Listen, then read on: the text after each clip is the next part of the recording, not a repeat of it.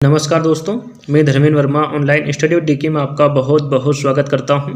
आज हम बात करने वाले हैं भारत के राष्ट्रीय उद्यान एवं अभ्यारण्य के बार बार एग्जाम में पूछे गए 20 अति महत्वपूर्ण प्रश्नों के बारे में। टोटल दोस्तों यहां पर 40 प्रश्न लिए गए हैं, लेकिन आपको हर प्रश्न को समझाया जाएगा तो वीडियो लंबा हो जाएगा, तो इसलिए 20-20 प्रश्न करके 2 पार्ट इसके बनाने वाले हैं। तो स्किप मत कीजिएगा, पूरा देखिएगा। हर प्रश्न को यहाँ पर आपको समझाया जाएगा और जहाँ तक जो भी प्रश्न निकल के आ रहे हैं जिस प्रश्न से, वो सभी आपको बताया जाएगा। तो स्किप मत कीजिएगा, पूरा देखिएगा। अंत में हमें ज़रूर बताइएगा कि आज का वीडियो आपको कैसा लगा। अच्छा लगे तो लाइक कर दीजिएगा, अपने दोस्तों के साथ शेयर कर दीजिएगा। चलिए शुरू करते हैं। आज का पहला प्रश्न है और मोस्ट इम्पोर्टेंट प्रश्न है, भारत में स्थापित प्रथम राष्ट्रीय उद्यान कौन सा है। दोस्तों मोस्ट इंपोर्टेंट प्रश्न है, काफ़ी बार एग्जाम में पूछा गया है। यहाँ पर आपको बताना है कि भारत में स्थापित प्रथम राष्ट्रीय उद्यान कौन सा है। जिम कॉर्बेट राष्ट्रीय उद्यान नैनीताल उत्तराखंड, दुधवा राष्ट्रीय उद्यान लखीमपुर खीरा उत्तर प्रदेश, कान्हा किसली राष्ट्रीय उद्यान मंडला एवं बालाघाट मध्य प्रदेश, या फिर खंगचंद जेदा राष्ट्रीय उद्यान गंगटोक सिक्किम। ने चारों विकल्पों के माध्यम से आपको बताना है। जहाँ तक मुझे लगता है आपको इसका आंसर पता होगा। भारत में स्थापित प्रथम राष्ट्रीय उद्यान जिम कॉर्बेट राष्ट्रीय उद्यान, जिसको हम हेली नेशनल पार्क के नाम से भी जानते हैं। यदि प्रश्न में पूछा जाए कि जिम कॉर्बेट राष्ट्रीय पार्क का पुराना नाम क्या है, तो आप सभी को पता होना चाहिए हेली नेशनल पार्क। अब बात आती है कि इसकी स्थापना कब हुई थी, तो याद रखिएगा इसकी स्थापना हुई थी 1936 में। भारत का प्रथम राष्ट्रीय उद्यान 1936 में स्थापना हुई थी इसकी, और इसका नाम जिम कॉर्बेट राष्ट्रीय पार्क है, जो कि उत्तराखंड के नैनीताल जिले में स्थित है। और जिम कॉर्बेट राष्ट्रीय पार्क का पुराना नाम हेली नेशनल पार्क है, जिसे बाद में बदलकर जिम कॉर्बेट राष्ट्रीय उद्यान कर दिया गया। तो इन तीनों प्रश्नों को आपको ध्यान में रखना है। देखिए यहाँ पर इसके बाद भी 2-3 प्रश्न और बन रहे हैं कि दुधवा राष्ट्रीय उद्यान कहाँ पर स्थित है। तो यहाँ पर आप देख सकते हैं ये उत्तराखंड के लखीमपुर जिले में स्थित है दुधवा राष्ट्रीय उद्यान। कान्हा किसली राष्ट्रीय उद्यान के बारे में पूछे तो ये मंडला एवं बालाघाट यानी कि मध्य प्रदेश राज्य में स्थित है। खंगचंद जेदा राष्ट्रीय उद्यान के बारे में पूछा जाए तो ये सिक्किम राज्य में स्थित है। यहाँ पर देखिए 3 से 4 प्रश्न बन गए, तो इन सभी प्रश्नों को आपको ध्यान से देखना है और इसका आंसर अपने दिमाग में रखना है। एक बार और पढ़ना चाहते हैं तो आप हमारे ऐप्स या फिर वेबसाइट के माध्यम से इन सभी प्रश्नों को एक बार पढ़ सकते हैं। तो यहाँ पर अगला प्रश्न है और ये भी मोस्ट इंपोर्टेंट प्रश्न है परीक्षा की दृष्टि से।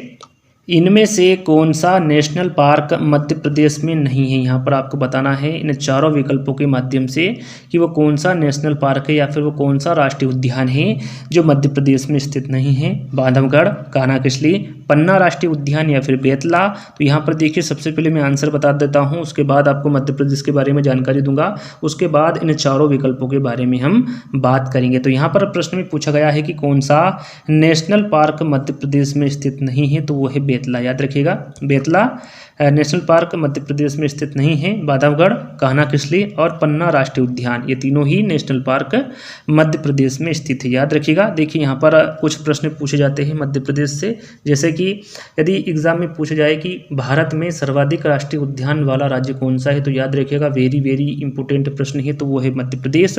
मध्य प्रदेश भारत के सर्वाधिक राष्ट्रीय उद्यान वाला राज्य है। कुल कितने राष्ट्रीय उद्यान हैं, तो इसके बारे में भी आपको पता होना चाहिए। टोटल कितने हैं, 11 है। याद रखिएगा, इस मध्य प्रदेश में कुल 11 राष्ट्रीय उद्यान हैं। और वन्यजीव संरक्षण अधिनियम मध्य प्रदेश में कब लागू हुआ, ये भी प्रश्न पूछा जाता है। तो याद रखिएगा ये 1974 में लागू हुआ था वन्यजीव संरक्षण अधिनियम। तीनों प्रश्नों को एक और बार दोहरा देता हूं मैं। मध्य प्रदेश भारत में सर्वाधिक राष्ट्रीय उद्यान वाला राज्य है और कुल 11 राष्ट्रीय उद्यान है, और मध्य प्रदेश में 1974 में वन्यजीव संरक्षण अधिनियम लागू हुआ।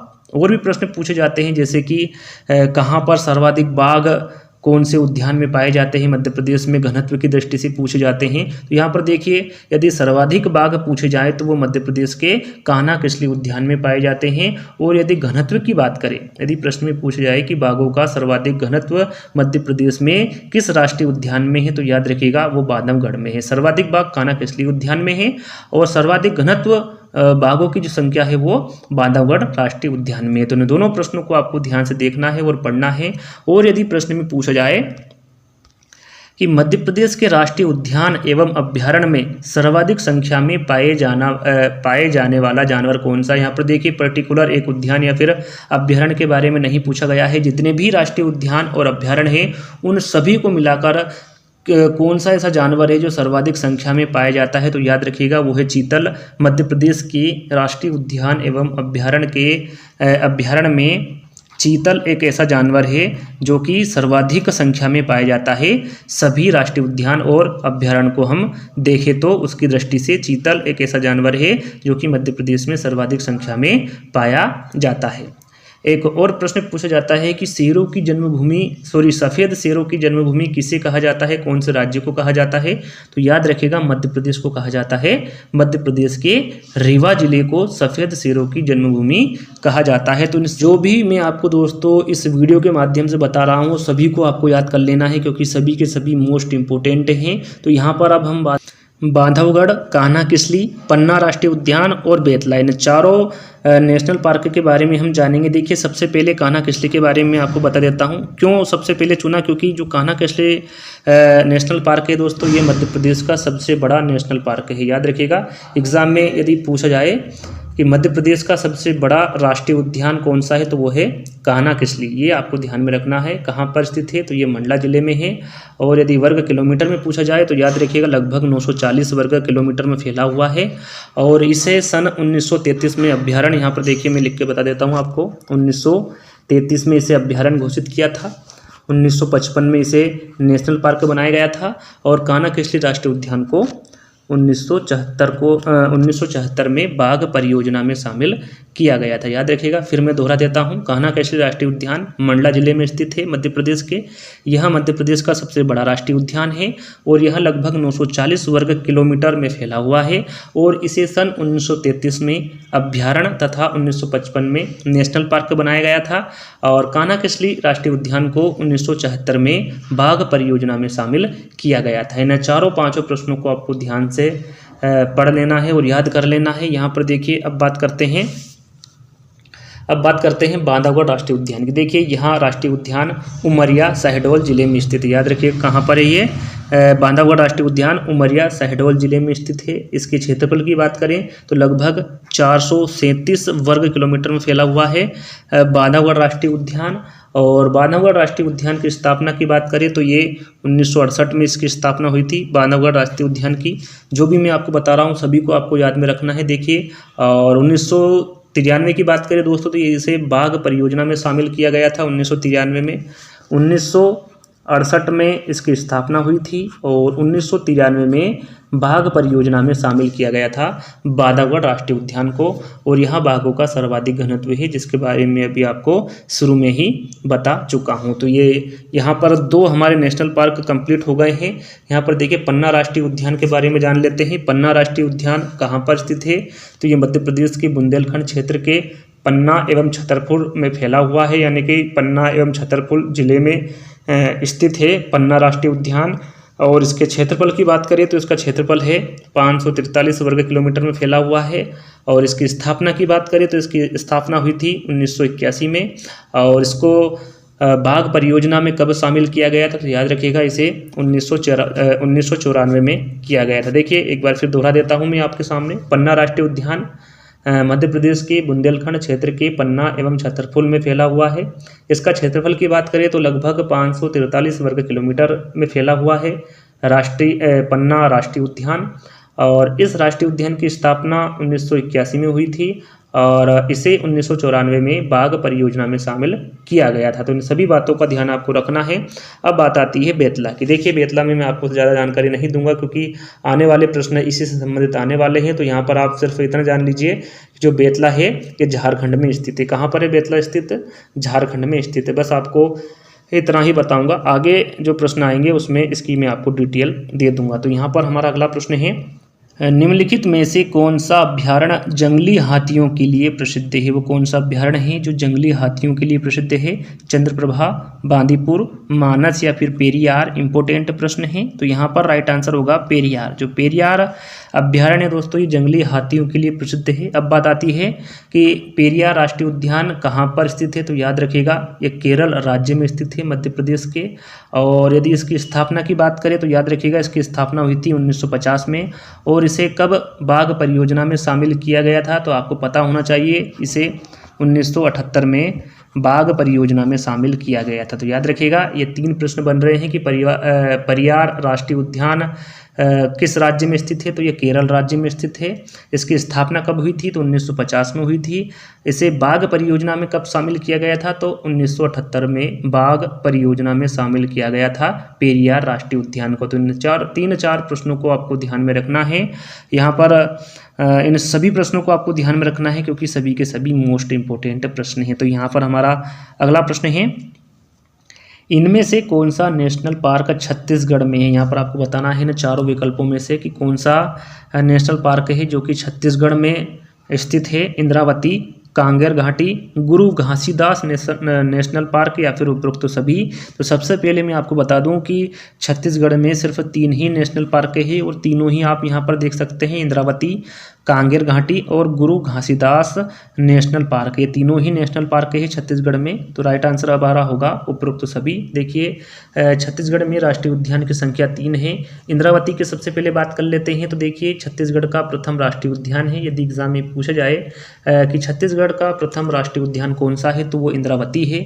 इसकी स्थापना कब हुई थी, तो इसकी स्थापना हुई थी 1978 में। राष्ट्रीय उद्यान की बात करें तो इसकी राष्ट्रीय उद्यान की घोषणा कब हुई थी, तो ये 1981 में हुई थी। देखिए सभी को आपको ध्यान में रखना है, सन पूछे जाते हैं एग्जाम में।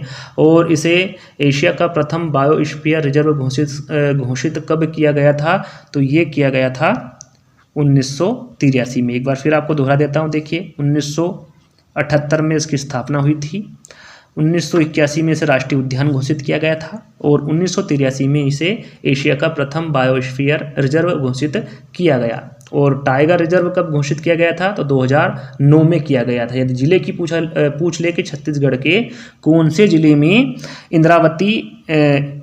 जो इंद्रावती राष्ट्रीय उद्यान है, ये इंद्रावती राष्ट्रीय उद्यान कहाँ पर स्थित है, कौन से जिले में है, तो वो है बीजापुर। और इसके क्षेत्रफल के बारे में पूछा जाए तो याद रखिएगा इसका क्षेत्रफल है 1258 वर्ग किलोमीटर लगभग। याद रखिएगा कितने में फैला हुआ है, ये 1258 वर्ग किलोमीटर क्षेत्र में फैला हुआ है छत्तीसगढ़ का प्रथम राष्ट्रीय उद्यान इंद्रावती। तो इन सभी बातों का आपको ध्यान में रखना है। देखिए एक एक पॉइंट आपको मैं बता रहा हूँ, सभी को अच्छे से आपको ध्यान में रखना है।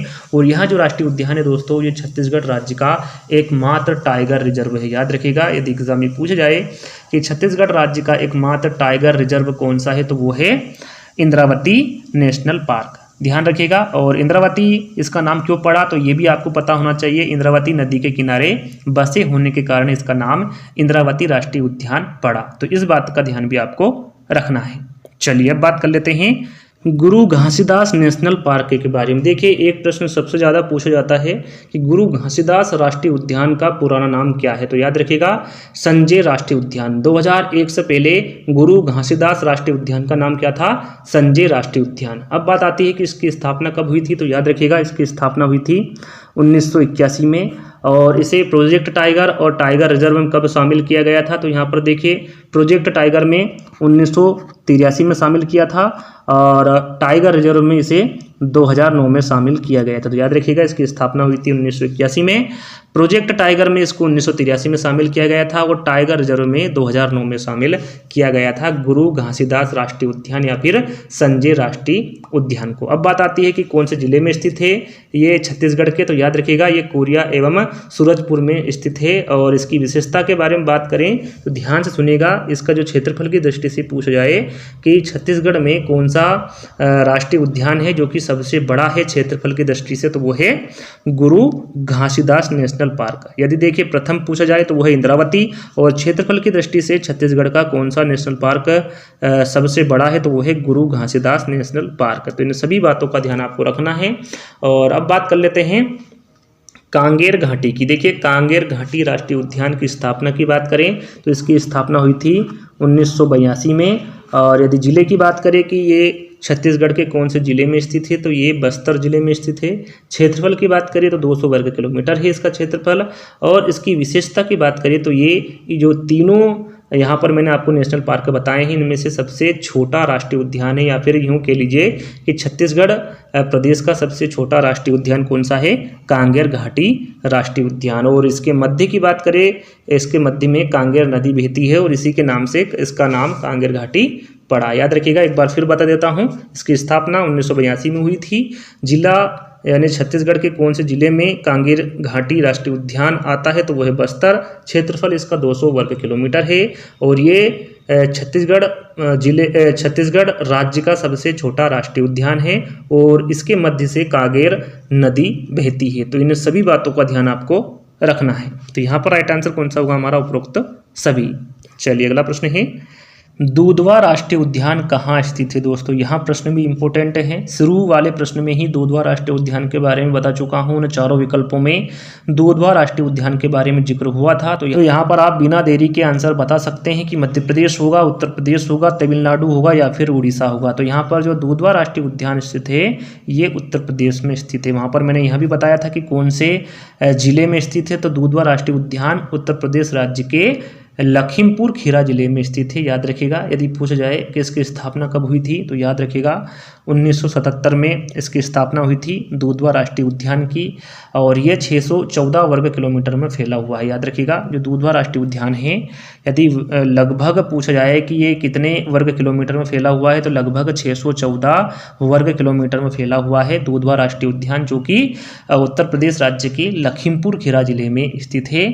और एक और प्रश्न पूछा जाता है कि उत्तर प्रदेश का सबसे बड़ा एवं समृद्ध जैव विविधता वाला क्षेत्र या फिर जैव विविधता वाला उद्यान कौन सा है, तो वो है दूधवा राष्ट्रीय उद्यान। तो आपको इस बात का भी ध्यान रखना है। और इस उद्यान में प्रमुख रूप से बाघों एवं बारहसिंगा के लिए यह उद्यान विश्व प्रसिद्ध है। याद रखिएगा, यह उद्यान प्रमुख रूप से बाघों एवं बारहसिंगा के लिए विश्व प्रसिद्ध है। इन सभी बातों का आपको ध्यान में रखना है। दूधवा राष्ट्रीय उद्यान उत्तर प्रदेश राज्य के लखीमपुर खीरा जिले में स्थित है। 1977 में इसकी स्थापना हुई। 614 वर्ग किलोमीटर में फैला हुआ है और यहाँ सबसे बड़ा एवं समृद्ध जैव विविधता वाला क्षेत्र है उत्तर प्रदेश का और यहाँ बाघों एवं बारहसिंगा के लिए विश्व प्रसिद्ध है दूधवा राष्ट्रीय उद्यान। इन सभी बातों का ध्यान आपको रखना है। चलिए अगला प्रश्न है, पेंच राष्ट्रीय उद्यान कहाँ स्थित है? महाराष्ट्र में, मध्य प्रदेश में, दोनों जगह या फिर इनमें से कोई नहीं? तो यहाँ पर बहुत सारे बच्चों को कन्फ्यूजन होता है कि मध्य प्रदेश है या फिर महाराष्ट्र है। तो यहाँ पर कन्फ्यूज नहीं होना है। मध्य प्रदेश भी इसका राइट आंसर है और महाराष्ट्र भी इसका राइट आंसर है। सबसे ज़्यादा जो पेंच राष्ट्रीय उद्यान आता है वो मध्य प्रदेश में आता है, कुछ हिस्सा महाराष्ट्र में आता है। यदि दोनों विकल्प में रहेंगे तो वहाँ पर दोनों आंसर होगा। तो राइट आंसर आपको कहाँ पर लगा के आना है? दोनों पर। यदि किसी में मध्य प्रदेश दे दे चारों विकल्पों में या फिर किसी में मध्य प्रदेश ना देकर महाराष्ट्र दे दे, तो वहाँ पर भी आपके जहाँ पर मध्य प्रदेश दिया हुआ है वहाँ पर मध्य प्रदेश राइट आंसर होगा और जहाँ पर महाराष्ट्र दिया हुआ है वहाँ पर महाराष्ट्र राइट आंसर होगा। यहाँ सिवनी, छिंदवाड़ा जिले तथा महाराष्ट्र के कुछ हिस्सों में फैला हुआ है। यहाँ पर देखिए, मैंने आपको अभी बताया था कि मध्य प्रदेश में ज़्यादा हिस्सा है पेंच राष्ट्रीय उद्यान का और कुछ हिस्सा कहाँ पर है? महाराष्ट्र में। इसके क्षेत्रफल की बात करें तो 293 इसका वर्ग किलोमीटर में फैला हुआ है पेंच राष्ट्रीय उद्यान लगभग। और इसकी स्थापना की बात करें तो इसकी स्थापना हुई थी 1975 में। याद रखिएगा, देखिए सभी प्रश्नों को दोबारा मैं इसलिए दोहराता हूं कि आपको अच्छे से याद हो जाए। देखिए, जो पेंच राष्ट्रीय उद्यान है वो महाराष्ट्र में भी स्थित है और मध्य प्रदेश में भी स्थित है। तो यहाँ पर हमारा जो राइट आंसर होगा वो दोनों होगा। स्थापना की बात करें तो 1975 में इसकी स्थापना हुई। क्षेत्रफल की बात करें तो 293 वर्ग किलोमीटर लगभग इसका क्षेत्रफल है पेंच राष्ट्रीय उद्यान का। चलिए अगला प्रश्न है, इनमें से कौन सा नेशनल पार्क महाराष्ट्र में स्थित है? इन चारों विकल्पों के माध्यम से आपको बताना है वो कौन सा नेशनल पार्क है जो कि महाराष्ट्र में स्थित है। चंदोली, संजय गांधी, दूधवा या फिर ए और बी दोनों? तो यहाँ पर आप आसानी से इसका आंसर दे सकते हैं क्योंकि मैंने अभी आपको बताया था कि जो दूधवा राष्ट्रीय उद्यान है ये महाराष्ट्र में स्थित नहीं है, यहाँ उत्तर प्रदेश राज्य के लखीमपुर खीरा जिले में स्थित है, ना कि महाराष्ट्र में। तो यहाँ पर राइट आंसर होगा चंदोली और संजय गांधी, ये दोनों ही राष्ट्रीय पार्क महाराष्ट्र में स्थित है। देखिए, और भी राष्ट्रीय उद्यान और जो अभ्यारण्य है वो महाराष्ट्र में स्थित है, तो उनके बारे में भी आपको पता होना चाहिए। देखिए, ताड़ोबा राष्ट्रीय उद्यान के बारे में एग्जाम में पूछा जाता है। ताड़ोबा राष्ट्रीय उद्यान कहाँ पर स्थित है? तो ये महाराष्ट्र में स्थित है। संजय गांधी राष्ट्रीय उद्यान के बारे में पूछा जाता है। चंदोली नेशनल पार्क के बारे में पूछा जाता है। गुंगामल नेशनल पार्क के बारे में पूछा जाता है और नवेगाम राष्ट्रीय उद्यान के बारे में पूछा जाता है। तो ये जितने भी मैंने अभी आपको नाम बताए हैं सभी के सभी महाराष्ट्र राज्य में स्थित है। ताड़ोबा राष्ट्रीय उद्यान, संजय गांधी राष्ट्रीय उद्यान, उद्यान, Chandoli national park, Gugamal national park और नवेगाम राष्ट्रीय उद्यान, ये सभी के सभी जो नेशनल पार्क है या फिर राष्ट्रीय उद्यान है वो कहाँ पर स्थित है? महाराष्ट्र राज्य में, महाराष्ट्र राज्य में स्थित है। और भी दोस्तों वन्यजीव अभ्यारण्य है महाराष्ट्र में, तो उनके बारे में भी आपको पता होना चाहिए। भीमाशंकर वन्यजीव अभ्यारण्य ये महाराष्ट्र में स्थित है। भामरागढ़ वन्यजीव अभ्यारण्य, मालवन समुद्री अभ्यारण्य, कर्नाला पक्षी अभ्यारण्य, फांसद पक्षी अभ्यारण्य, नागजिरी वन्य अभ्यारण्य और दाजीपुर वन्यजीव अभ्यारण्य, ये सभी के सभी जो वन्यजीव अभ्यारण्य मैंने अभी आपको बताएं ये सभी के सभी महाराष्ट्र राज्य में स्थित है। तो जितने भी नेशनल पार्क और पक्षी अभ्यारण्य या फिर वन्यजीव अभ्यारण्य मैंने आपको बताए सभी के सभी कहाँ पर स्थित है? महाराष्ट्र राज्य में स्थित है। तो इन सभी के बारे में आपको जानना बहुत जरूरी है। तो यहाँ पर हमारा अगला प्रश्न है, बेतला नेशनल पार्क किस राज्य में स्थित है? इसके बारे में आपको बता चुका हूं कि ये कहाँ पर स्थित है। बेतला नेशनल पार्क झारखंड, उड़ीसा, बिहार या फिर गोवा। तो यहाँ पर हमारा राइट आंसर होगा झारखंड। झारखंड स्थित पलामू जिले के पहाड़ी इलाकों में फैला हुआ है बेतला राष्ट्रीय उद्यान। तो याद रखिएगा कहाँ पर स्थित है? बेतला नेशनल पार्क झारखंड में स्थित है। चलिए अगला प्रश्न है, वाल्मीकि राष्ट्रीय उद्यान किस राज्य में स्थित है? गोवा में है, हरियाणा में है, गुजरात में है या फिर बिहार में है? तो यहाँ पर हमारा राइट आंसर होगा जो वाल्मीकि राष्ट्रीय उद्यान है ये बिहार राज्य में स्थित है। याद रखिएगा वाल्मीकि राष्ट्रीय उद्यान बिहार राज्य के पश्चिम चंपारण जिले में स्थित है और यहाँ जो उद्यान है दोस्तों ये गंगा के मैदानी इलाके में स्थित है। याद रखिएगा वाल्मीकि राष्ट्रीय उद्यान बिहार राज्य के पश्चिम चंपारण जिले में स्थित है और यहाँ गंगा के मैदानी इलाके में स्थित है वाल्मीकि राष्ट्रीय उद्यान। तो इन दोनों बातों का ध्यान आपको रखना है। चलिए अगला प्रश्न है, भगवान महावीर मौल्यम नेशनल पार्क कहाँ पर स्थित है? गोवा में है, झारखंड में है, बिहार में है या फिर उड़ीसा में है? तो यहाँ पर सबसे पहले आपको पता होना चाहिए कि भगवान महावीर मौल्यम नेशनल पार्क का पुराना नाम क्या है। तो याद रखिएगा इसका पुराना नाम भगवान महावीर वन्यजीव अभ्यारण्य है, भगवान महावीर मौल्यम नेशनल पार्क का। अब बात आती है कि यहाँ वन्यजीव अभ्यारण्य का दर्जा इसको कब प्राप्त हुआ था? तो याद रखिएगा 1969 को भगवान महावीर मौल्यम नेशनल पार्क को वन्यजीव अभ्यारण्य का दर्जा प्राप्त हुआ। अब बात आती है कि इसको राष्ट्रीय उद्यान घोषित कब किया गया? तो याद रखिएगा इसको राष्ट्रीय उद्यान 1978 में इसको राष्ट्रीय उद्यान घोषित किया गया था।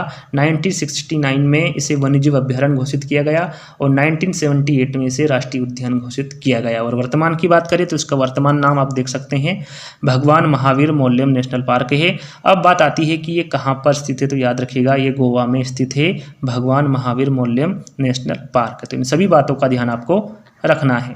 चलिए अगला प्रश्न है, पेरियार के बारे में आपको पहले ही बता चुका हूं, तो यहाँ पर कमेंट्स के माध्यम से आपको बताना है कि पेरियार नेशनल पार्क कहाँ पर स्थित है। केरल में है, कर्नाटक में है, उड़ीसा में है या फिर बिहार में है? तो कमेंट्स के माध्यम से जरूर बताइएगा क्योंकि इसके बारे में आपको डिटेल में पहले ही बता चुका हूँ।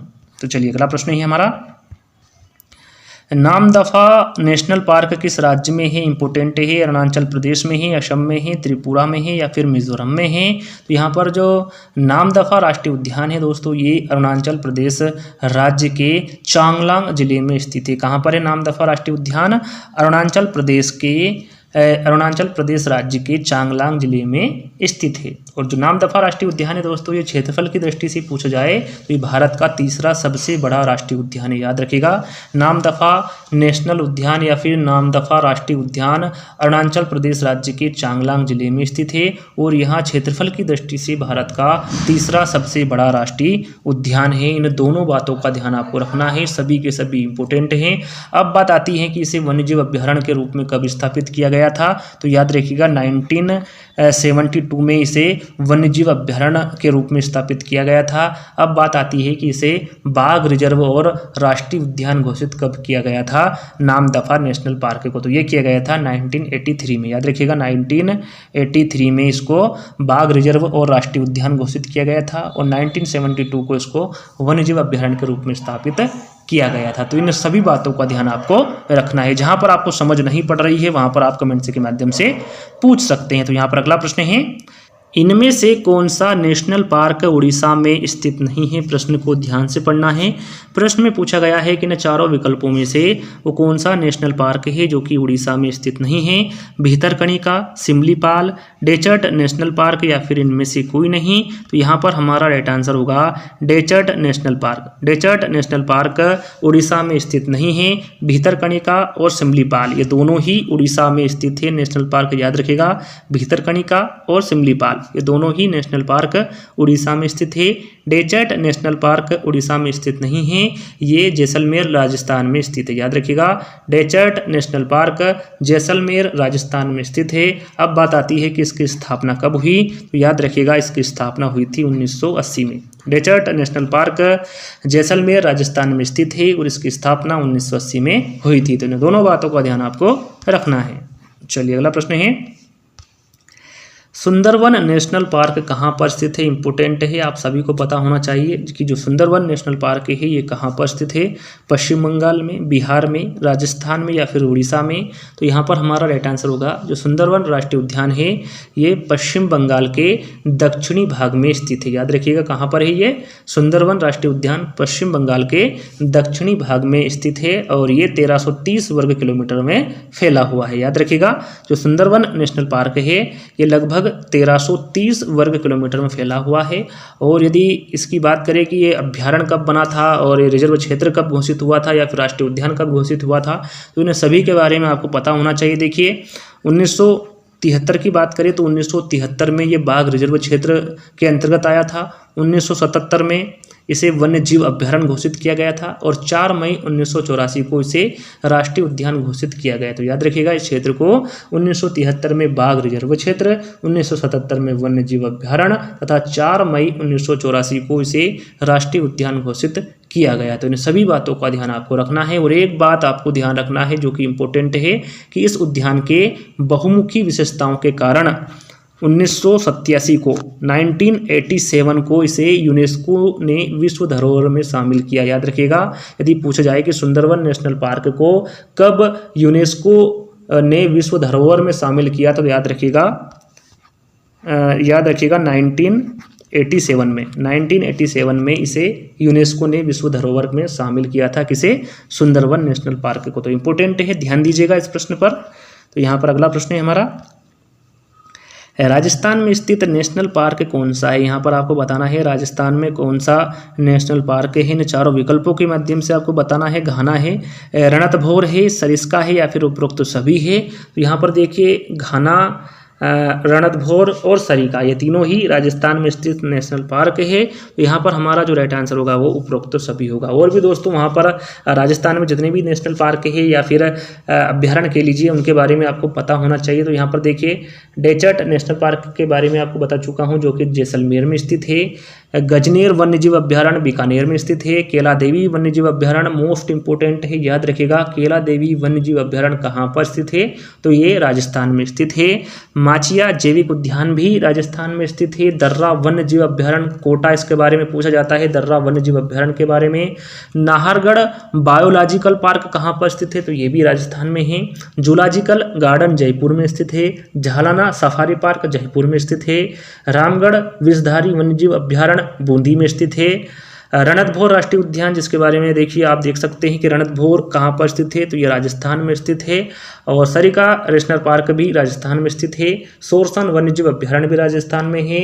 सज्जनगढ़ बायोलॉजिकल पार्क भी राजस्थान में है। शेरगढ़ अभ्यारण्य, तालछापर वन्यजीव अभ्यारण्य, वन विहार अभ्यारण्य, माउंट आबू वन्य जीव अभ्यारण्य, कुंभलगढ़ वन्यजीव अभ्यारण्य, रोली वन्यजीव अभ्यारण्य और केवला देव नेशनल पार्क भरतपुर यानी कि राजस्थान में स्थित है। ये सभी जितने भी मैंने अभी आपको अभ्यारण्य और राष्ट्रीय पार्क आपको बताए, ये सभी के सभी कहाँ पर स्थित है? राजस्थान में स्थित है, जो कि आपको पता होना चाहिए इन सभी अभ्यारण्यों के बारे में। तो यहाँ पर अगले प्रश्न की ओर बढ़ेंगे।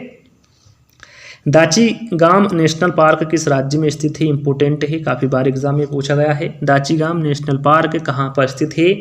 जम्मू कश्मीर में है, पंजाब में है, हरियाणा में है या फिर केरल में है? तो यहाँ पर जो दाचीगाम नेशनल पार्क है ये जम्मू कश्मीर में स्थित है। कहाँ पर है? जम्मू कश्मीर में। अब बात आती है कि इसकी स्थापना कब हुई थी? तो याद रखिएगा इसकी स्थापना हुई थी 1981 में। दाचीगाम नेशनल पार्क की स्थापना हुई थी जो कि जम्मू कश्मीर में स्थित है।